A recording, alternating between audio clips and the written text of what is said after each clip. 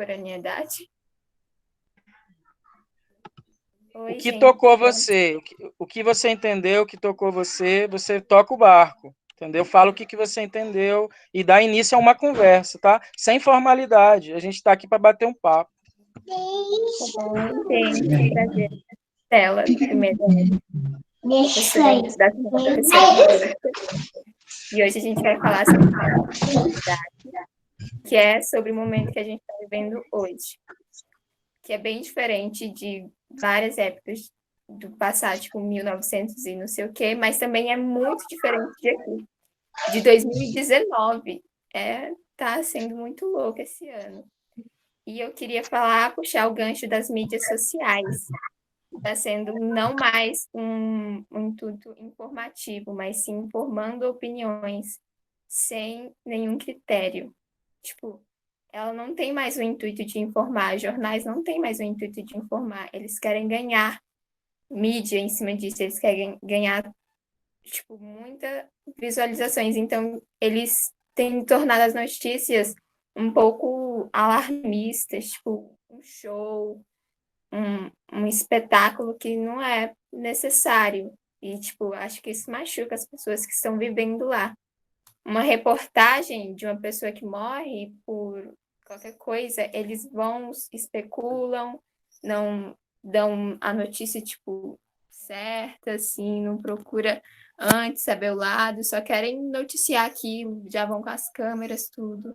Isso dificulta muito. E sobre as mídias sociais hoje, todas, Instagram, YouTube, que não tem mais aquele intuito de informar, elas pegam uma visão e transforma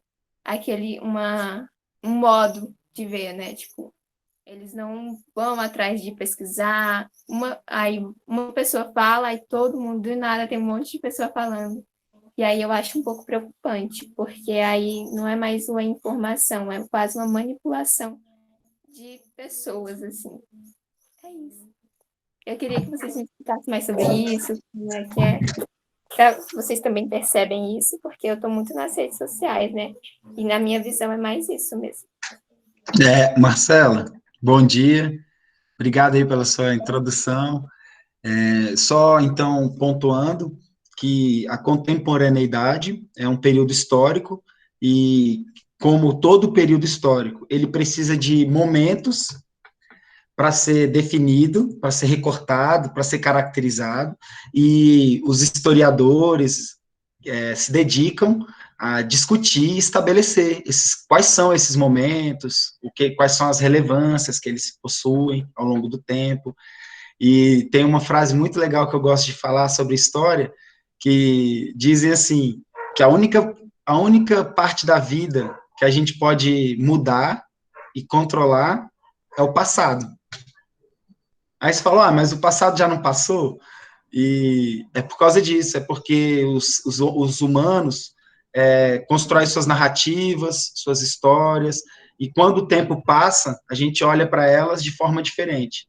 E a gente faz isso tanto individualmente quanto coletivamente. A gente mesmo, quando a gente tem 10 anos e a gente olha para trás, numa história que passou, quando a gente tinha 9, a gente tem uma perspectiva daquilo. Quando a gente tem 30 anos e a gente olha para aquela história que passou quando a gente tinha 10 anos ou 9 anos, a gente talvez mude a perspectiva daquela visão. Então, a gente pode fazer o passado de novo, a gente pode sempre reescrever o passado, é engraçado isso. E é filosofia pura, né? A gente pode discutir isso aqui dias. Mas eu queria devolver para a Marcela, se ela já parou para pensar qual foi a primeira rede social, sei lá, qual a rede social mais antiga? Qual foi a primeira rede social que existiu? Tipo, rede social no celular mesmo, eu não sei, eu acho que foi tipo... Não, mais antigo, antes dos celulares.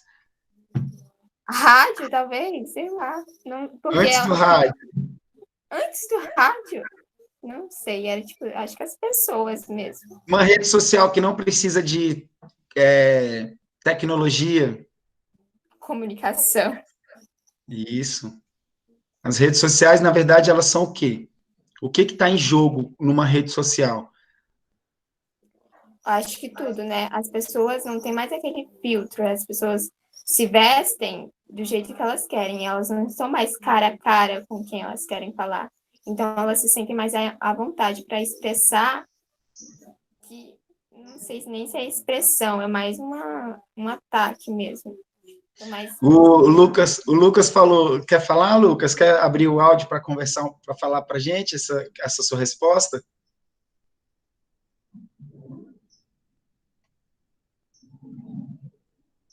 O Lucas falou para a gente a conversa. Vocês querem entrar, interromper, participar, contribuir? Andressa, Marco?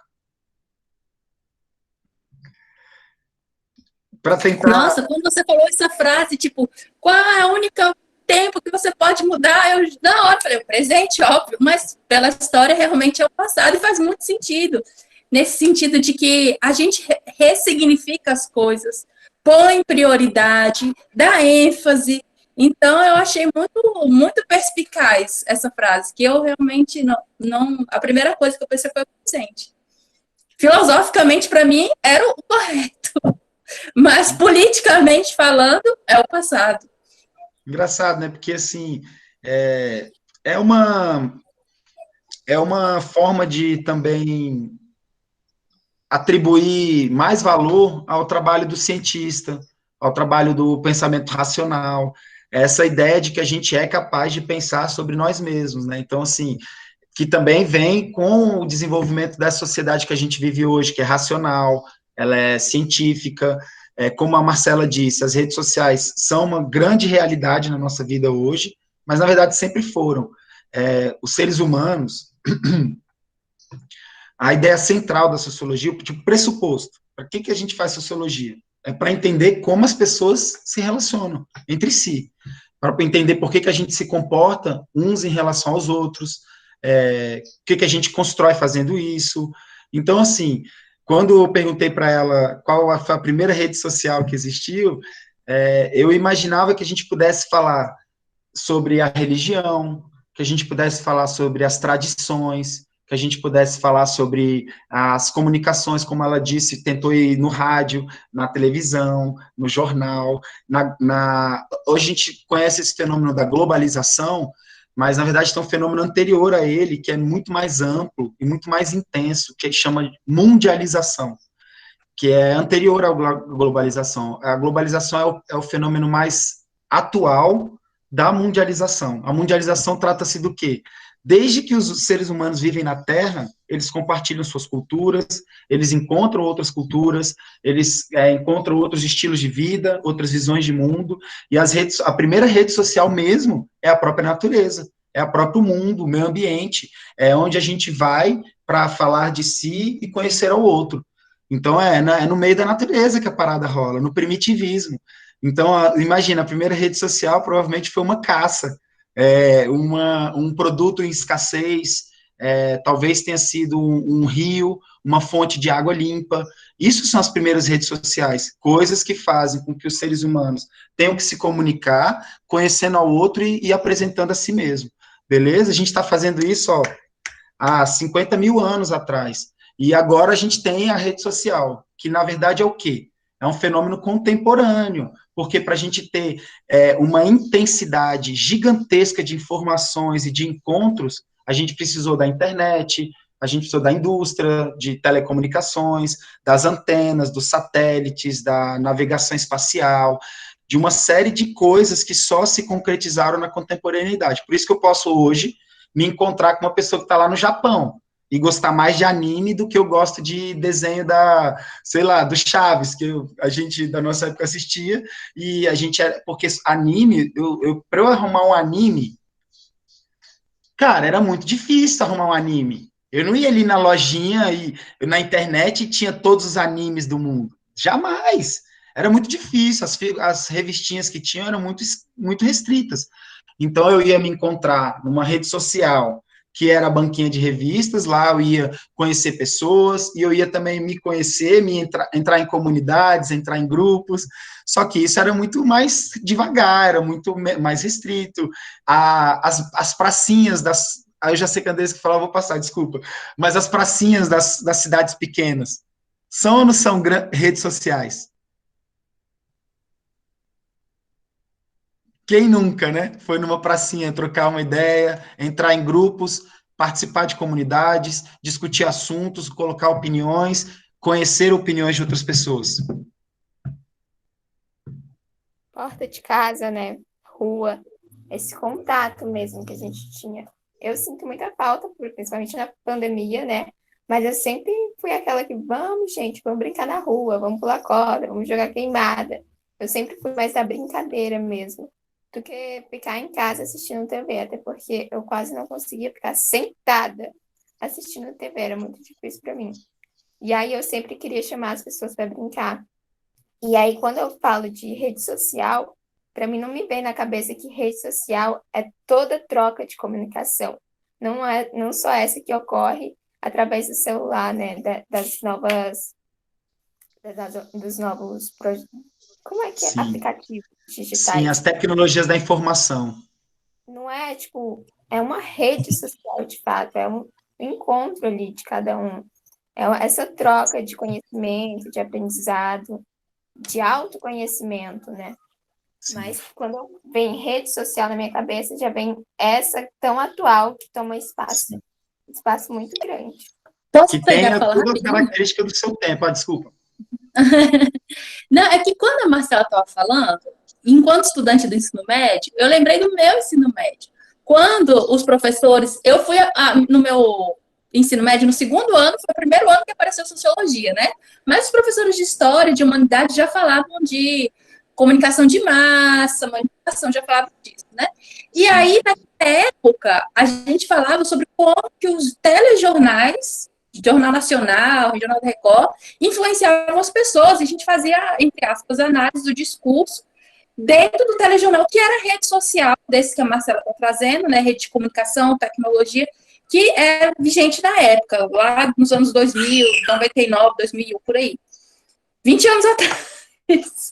Mas veja como o mundo se transformou nesses últimos anos, nos últimos 10 anos, com o advento do aparelho celular móvel, né, do smartphone, nos últimos 5 anos, com o advento das redes sociais que a Marcela está falando, desses assim.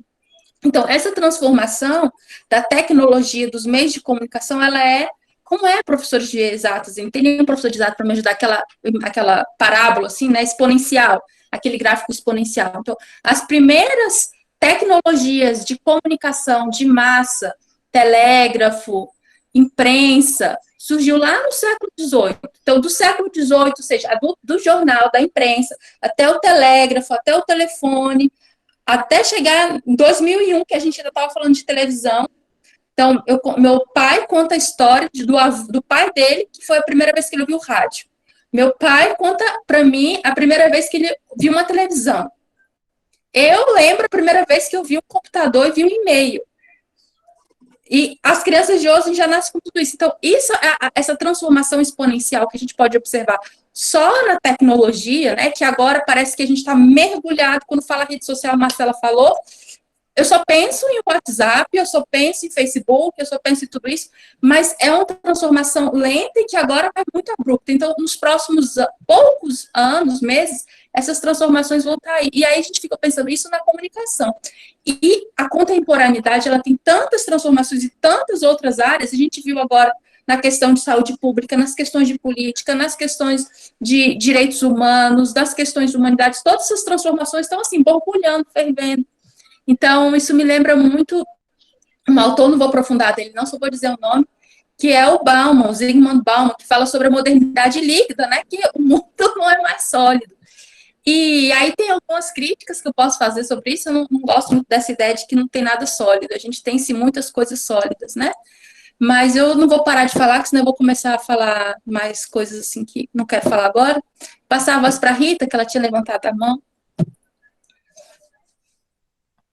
Rita? Ô, Andressa, só em relação ao Bauman, ele Oi, desculpa, eu não estava conseguindo. ele não ficou uma coisa, ele não virou uma propriedade das ciências sociais, nem do pessoal que está em universidades, né? O Bauman é muito lido, muita gente, é um cara muito conhecido, ele é bem vendido, assim. Eu acho que é uma indicação legal. Eu vou botar, coloca o nome dele, acho que é Zygmunt. É Bauman, né? Não sei Tá. escrever, não, mas eu pego aqui no Google. Não, eu vou rapidinho. escrever É com Y. Vou escrever Tá. aqui. Mas é legal para conhecerem ele. Bauman, é assim. Não Aí precisa. Rita, fica à vontade aí, beleza? Então, gente, comentando sobre esse assunto, né, do desenvolvimento da tecnologia, eu acho... Eu, por exemplo, fiz meu TCC da faculdade, não tinha internet, assim, eu fiz na biblioteca, né? A gente ia na biblioteca, pesquisava bibliografia, tinha que ter o livro ali do assunto e tal. E outra coisa também que eu falo muito, que quando eu criei minha filha, também não existia YouTube, né? A babá YouTube.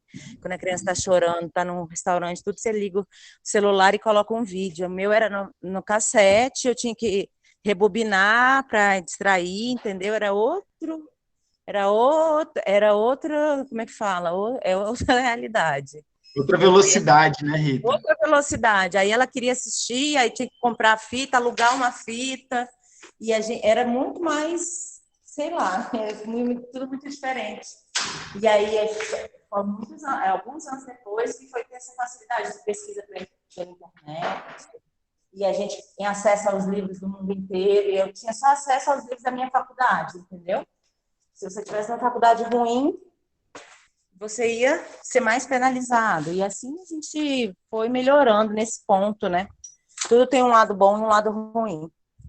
Era isso que eu queria falar. Valeu, Rita. Ó, então eu vou deixar uma pergunta para alguém, para os meninos aí. Vamos ver se alguém quer falar sobre isso. O que vocês acham que é a grande característica desse tempo, desse nosso tempo? Qual a grande... Se fosse para falar uma palavra, assim, para definir o que a gente vive no nosso tempo hoje, vocês teriam ideia? A minha palavra, com certeza, seria velocidade. Tudo muito rápido.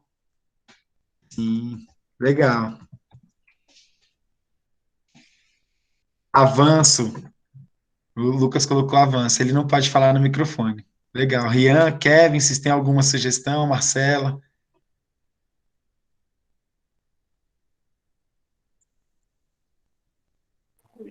Eu não sei, é muito difícil, né? Pensar numa característica. Uma Mas coisa que você acha... velocidade é muito... Acho que eu concordo com a Rita.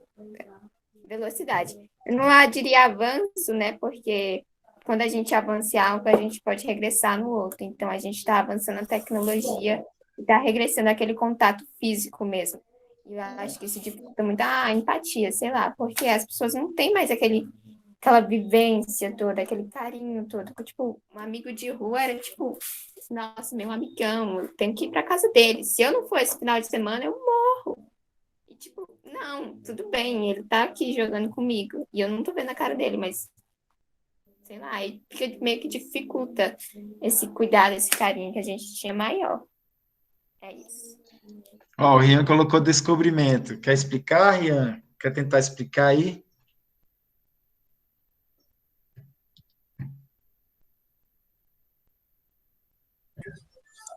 Eu acho que, não sei se você consegue falar, se você prefere escrever, o que você preferiria. Oi, bom dia. Oi. Bom dia. Bom dia. A gente chega triste com a sua voz.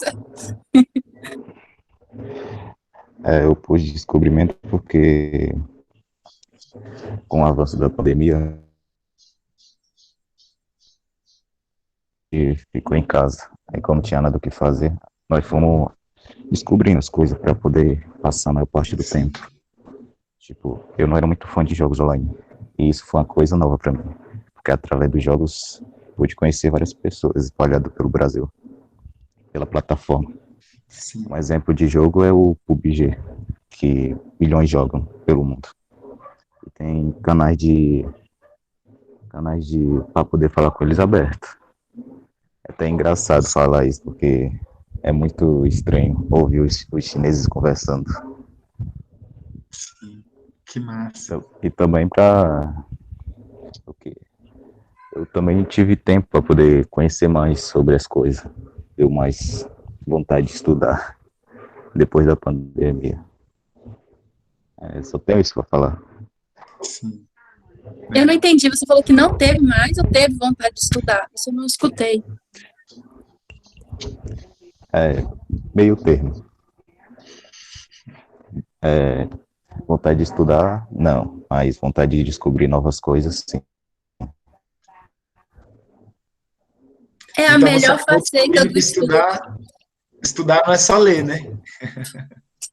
Descobrir coisas. Sim, Ai, gente, eu tô coçando a língua para falar uma coisa aqui, que tudo que vocês estão falando estão se conectando, tá fazendo um livro assim na minha cabeça.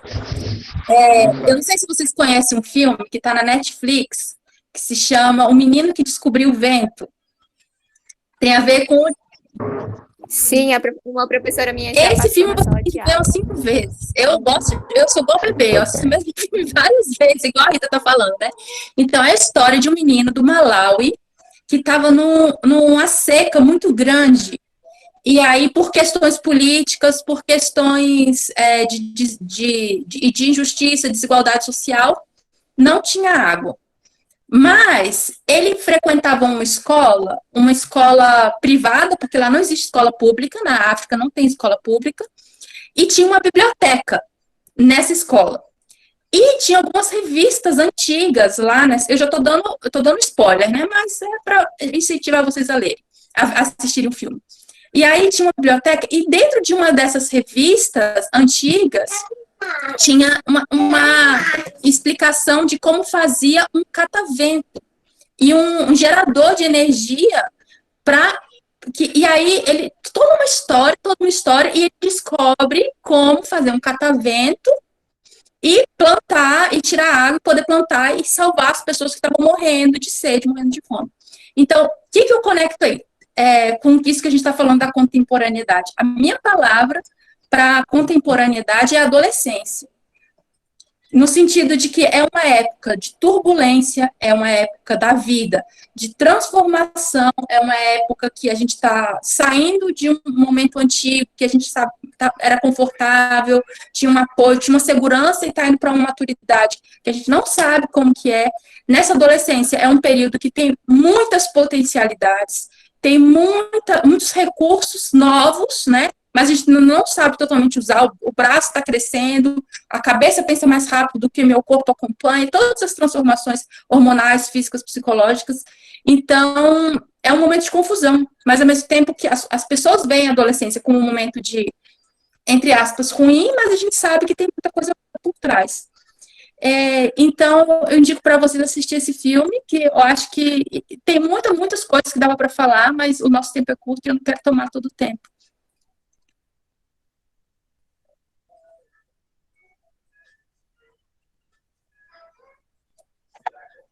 Liga o áudio. Ia perguntar se o Marco queria falar alguma coisa. Eu ia sugerir que lessem, perguntar, ó, eu perguntei no chat se alguém já leu o capítulo 11 do livro didático de Sociologia. Não, o que eu estou querendo contribuir no debate é de quem dos estudantes poderia dizer a respeito de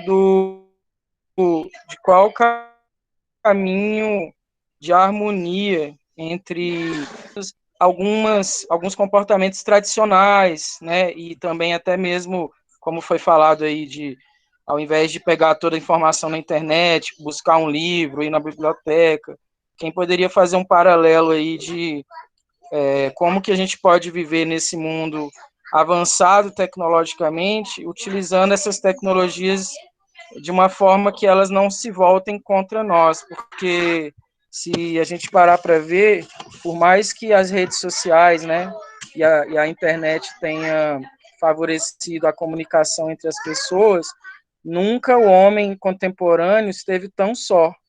Tantos casos de depressão, de pessoas com dificuldade de se relacionar, relações verdadeiras mesmo, né, olho no olho. Então, se alguém quiser falar algo nesse respeito aí, eu deixo essa provocação aí.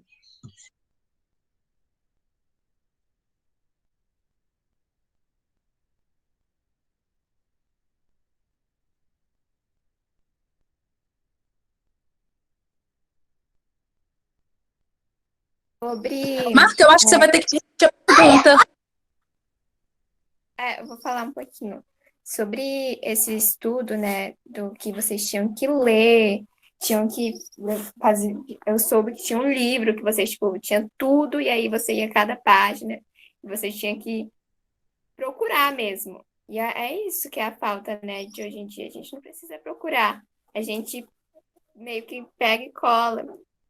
Mas é difícil, porque eu também não tenho eu não tenho essa autonomia para falar, porque eu também não sou de pegar no livro para pegar. Mas no livro didático, assim, quando tem alguma atividade, eu sou mais dele mesmo, porque eu não consigo, tipo, ficar vendo meu celular muito tempo, aí eu vou no livro, leio bastante coisa no livro também, para mim ter um entendimento melhor, porque eu acho que o livro ajuda muito, apesar de não ser um livro muito completo, mas ele ajuda bastante. Parece que tem uns macetezinhos para a gente entender melhor o que está querendo se passar. Por exemplo, esses dias eu pesquisei na internet uma matéria que tinha na internet, só que aí eu li na internet e não entendi. E aí eu fui ver no livro, e aí lendo o livro, aí eu já consegui pegar melhor. Eu acho que é um livro criado para a gente entender melhor mesmo o assunto. Eu acho que é isso também.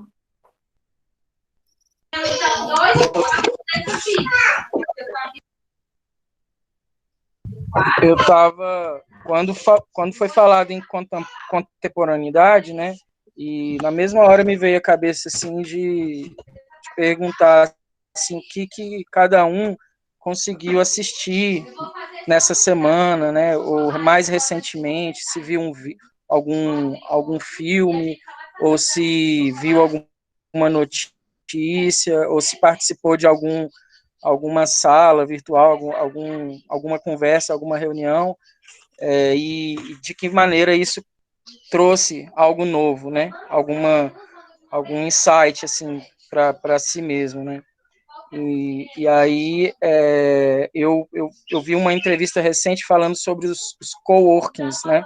Que eu vejo que essa internet, essas grandes redes sociais, assim, essa febre de WhatsApp e Facebook e Instagram, para mim é a ponta de um iceberg de como que a comunicação, né, ela pode ser benéfica.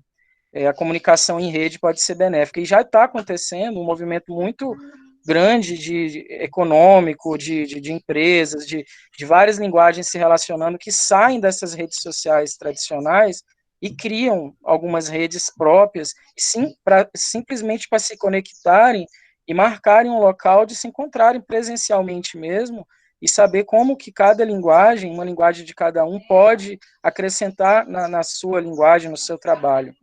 Então, eu coloco assim que para a gente prestar atenção, porque esse momento, inclusive, antes da pandemia, nós, como professores, já percebíamos que uma grande maioria de estudantes utilizava a internet de uma maneira negativa, entendeu? Só para jogos online, só para ficar trocando mensagem. E eu acredito que já houve algum passo, né, em relação a esse despertar, de o quanto que a comunicação em rede pode realmente favorecer, acrescentar e trazer novos conhecimentos e promover encontros. Isso aí que eu acho que é algo fundamental.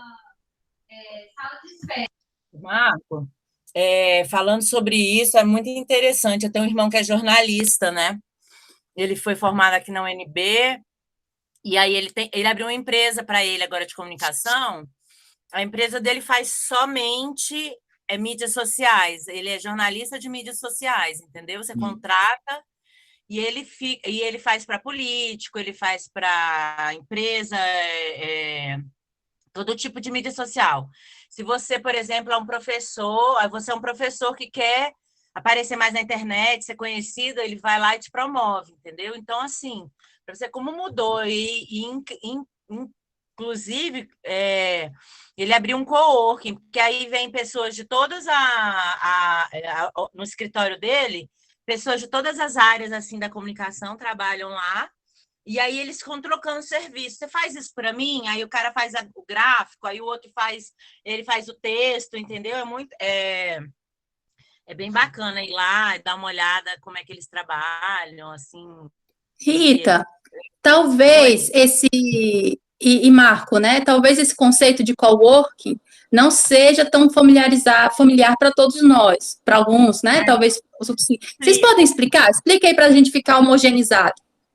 Então, é assim, ó, uma pessoa tem a atitude de alugar um lugar, aí ele coloca mesa, ele aluga a internet, ele paga luz, água, telefone, contrata uma secretária, e aí ele aluga a mesa, ele não aluga a sala, entendeu? Ele aluga a mesa daquele espaço. Aí a mesa já vem, aí você tem menos burocracia, você não precisa de um fiador e nem nada, você aluga só aquele pedacinho ali. Aí você leva seu computador, já tem internet, já tem luz, já tem cafezinho, já tem a secretária, tem o endereço do correio. E aí você diminui seu custo para trabalhar. Esse pessoal que é liberal, jornalista, que precisaria, por exemplo, né, ter um escritório, não precisa ter um escritório todo montado. Ele não se preocupa com papel higiênico, não se preocupa com nada. Com a limpeza, está tudo ali. Ele senta e trabalha, e ele paga uma mensalidade. É como se fosse uma academia, só que de escritório. Isso. É isso mesmo. É a nova moda aqui. Brasília está muita moda. Agora eu já vi coworking de cabeleireiro, eu já vi coworking de comida, alugando a cozinha. Eles estão abrindo coworking para você diminuir os custos, entendeu? E também fazer aquele negócio do networking, né, que o Marco falou. Juntar as pessoas e melhorar. É isso. Ô, Rita, só para complementar o que você falou, que também sempre essa coisa que tem no coworking é o que as pessoas faziam na feira. E a feira passou para dentro das redes, passou para dentro dos escritórios. E por quê? Porque tem as questões de segurança, tem as questões de infraestrutura, de tecnologia. Então, uma vendinha, que antigamente a venda do seu João, que só estava preocupado em vender coisas para a sua comunidade ali, agora elas também querem vender para outros lugares, cada vez mais distantes. Então, muitas vezes, esses escritórios de coworking também, eles não trabalham só na sua própria cidade, eles trabalham em outras cidades. Eu também tenho uma amiga que tem uma realidade, acho que parecida com a do seu irmão, e ela fez campanha para a prefeitura agora, de cidade lá do Espírito Santo. Então, trabalhando aqui em Brasília e fazendo a campanha deles lá. Então, é por causa disso também, eu queria terminar de frisar isso, que isso é uma característica da contemporaneidade. Na sociologia tem muitos autores que discutem esse período, tentam dar característica a ele, como a Andressa falou, Bauman, tem o Manuel Castells também, que é muito conhecido, que ele fala sobre a sociedade em redes, depois eu posso até colocar aqui no chat. Mas por que eu estou falando de autores? Para sugerir para a Marcela que eu também sempre tive muita dificuldade de estudar sozinho, estudar para mim mesmo, assim, eu mesmo vou tentar ser mais inteligente do que eu era ontem e vou só estudar. E uma coisa que me desafiava muito a estudar era entender os temas. Então, na universidade é assim, a gente normalmente se matricula em uma disciplina que discute um tema, um grande tema, uma grande área do conhecimento. Então, por exemplo, lá na sociologia a gente tinha aula de sociologia da religião, sociologia política, sociologia da educação, dessas grandes áreas. E aí sim faz sentido, porque aí você começa a ler um texto, aí aquilo te provoca a ler um outro, conhecer um outro autor, se aprofundar num conceito. Então, por exemplo, do que eu já conheço a Marcela dos nossos últimos encontros, já percebi que ela procura falar, ela quer falar mais sobre questões de produção audiovisual, de arte. Eu percebi que naquela sua fala, Marcela, de que talvez as populações negras não queiram falar apenas sobre racismo, eu percebi que você pode se municiar de mais vocabulário, como a professora Andressa falou naquele dia, de mais conceitos, e eu acho que é isso que vai te estimular a fazer leituras, porque realmente ler só por ler, sim, acho que já não foi muito interessante para a minha geração, né, que tenho 35 anos, já tenho umas primaveras a mais do que você.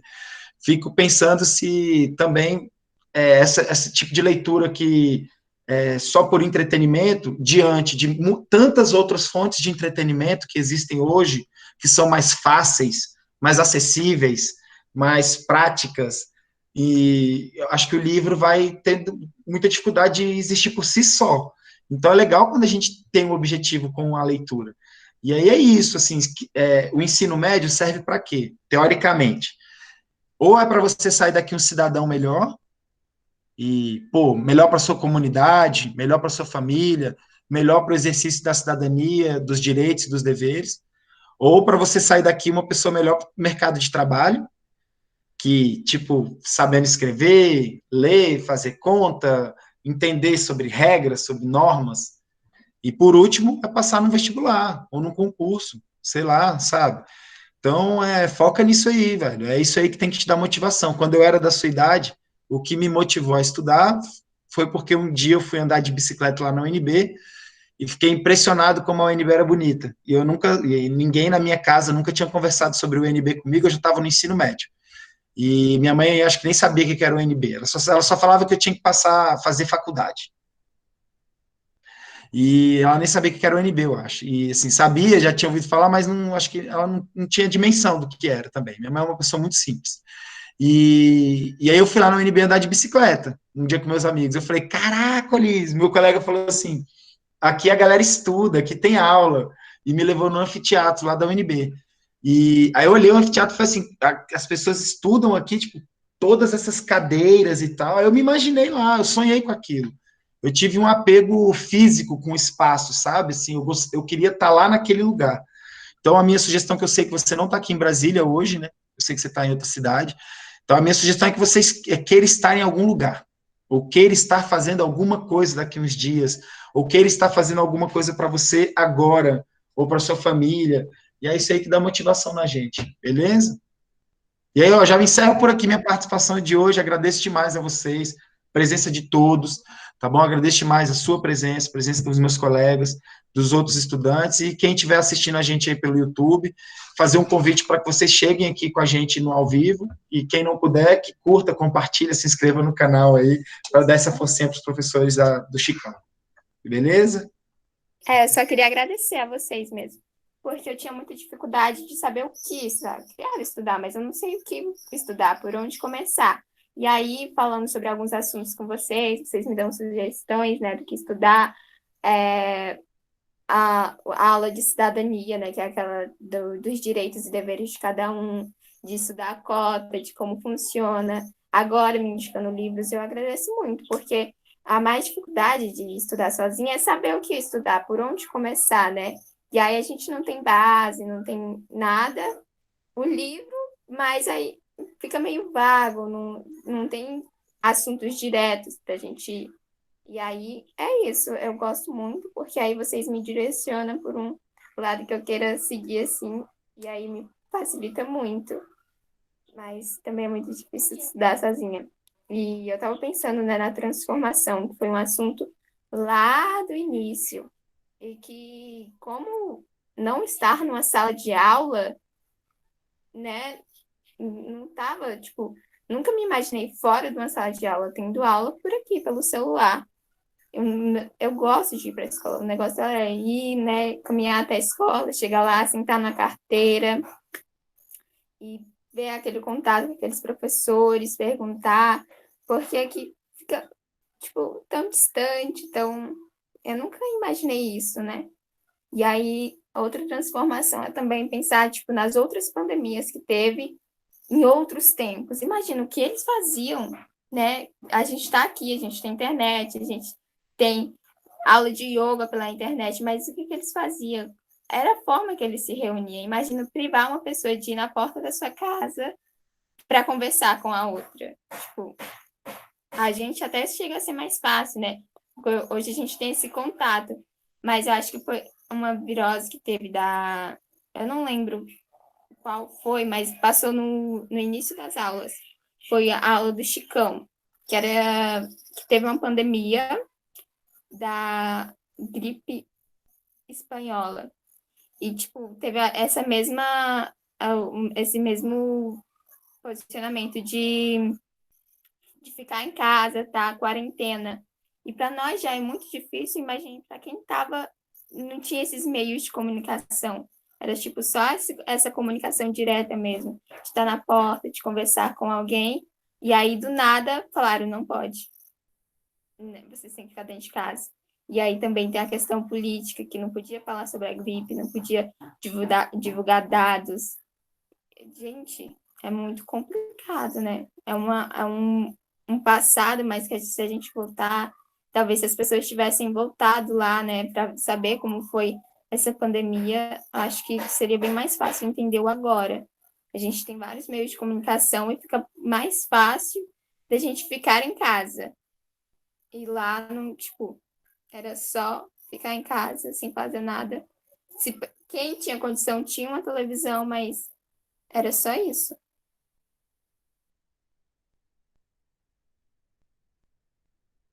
Eu queria comentar rapidinho, isso que vocês têm falado, me fez pensar muito sobre a cidade, né? Isso que o Conrado falou, eu fui andar de bicicleta na UNB e vi que lá era bonito.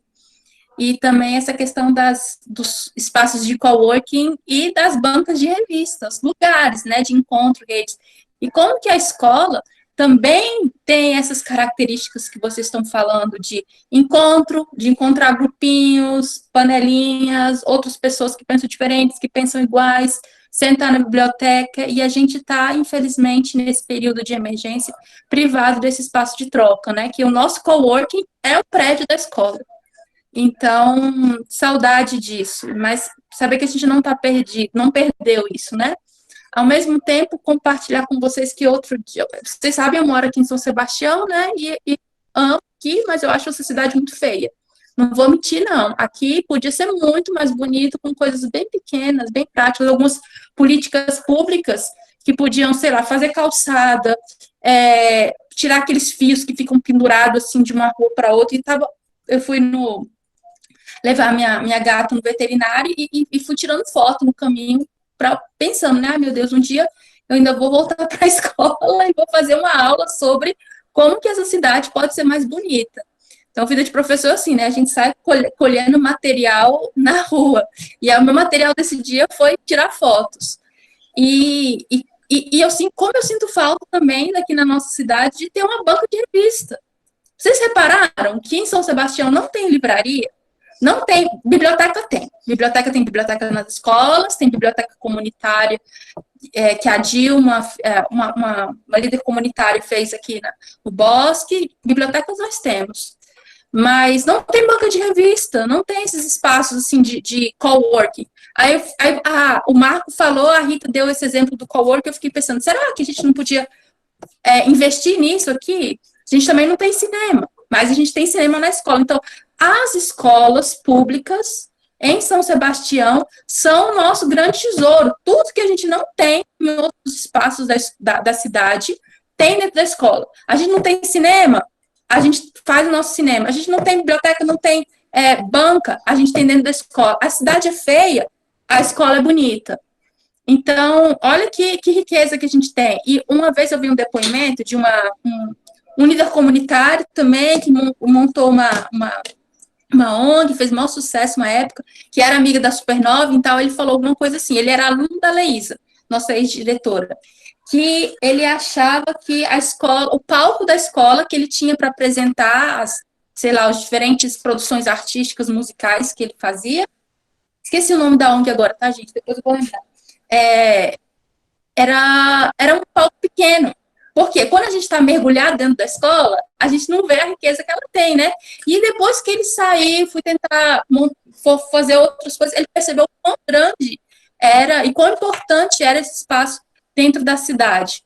Então, meu sonho ainda, eu sempre falo isso, é que os muros da escola, não os muros físicos, mas os muros outros caiam, no sentido de que a gente tenha pais frequentando a escola, que a gente tenha as bibliotecas e as rodas e essas bancas de revistas virtuais que a gente dentro da escola passem para fora, que a gente aprenda, que a gente reflita sobre a beleza das coisas, essa beleza que o Conrado mencionou na UNB, ele andou por lá, porque é uma cidade, gente, lá é uma cidade. Não é igual a Católica, ao CEUB, que é um prédio, né? Igual a nossa escola, que é um prédio. A UNB é uma cidade. A beleza que atraiu ele, que falou, a beleza é atração. Falou assim, eu quero estar aqui. Então, eu sinto isso que a nossa cidade, como São Sebastião, também precisa dessa beleza, das pessoas passarem por aqui e falarem, eu quero estar nessa cidade. E são coisas que, por um lado, depende de políticas públicas, sei lá, a gente não consegue, talvez, fazer uma calçada de uma avenida inteira, a gente não consegue tirar os fios que estão em cima, mas a gente consegue plantar, a gente consegue conversar com as pessoas, a rua que entra na escola, outra coisa, eu tô falando demais, gente, mas é porque muita saudade de conversar, de dar aula. Então, quando a gente chega na escola, tem aquela ruela apertadela, feia pra caramba, cheia de casas, assim, que são favela, né? Tipo, pessoas montuadas ali, de forma relativamente até indigna, eu acho. E tanta beleza que a gente poderia ter naquela rua, dentro da estrutura que a gente está, a gente poderia fazer um trabalho pedagógico de transformar aquela rua, de alguma maneira, não sei como, a gente pode pensar juntos. E isso me faz, só a última coisa, eu prometo que eu fecho a boca, me fez lembrar de uma experiência. Uma vez eu fui visitar umas pessoas, uns amigos, no Vila do Boa. No Vila do Boa, não sei se todo mundo conhece, é a periferia de São Sebastião, é a periferia da periferia, né? O pessoal de Vila do Boa nem se identifica com São Sebastião. Lá era, assim, não, as casas eram realmente de madeirite. Eu já vou, filho, eu já vou. As casas de madeirite, sem asfalto, tudo de terra. Mas eu vou te falar, foi um lugar bonito. Era bonito, porque cada casa, as pessoas plantaram. Oh, meu filho, desculpa, gente. Até ele tá querendo que eu pare de falar. Mas eu tô querendo dizer que, apesar de lá ser uma favela, as pessoas que moravam lá fizeram aquele lugar bonito, porque elas plantaram. Cada casa era cheia de flores, de pomares, de coisas, de plantas. Então, a gente consegue fazer a nossa cidade ser bonita também.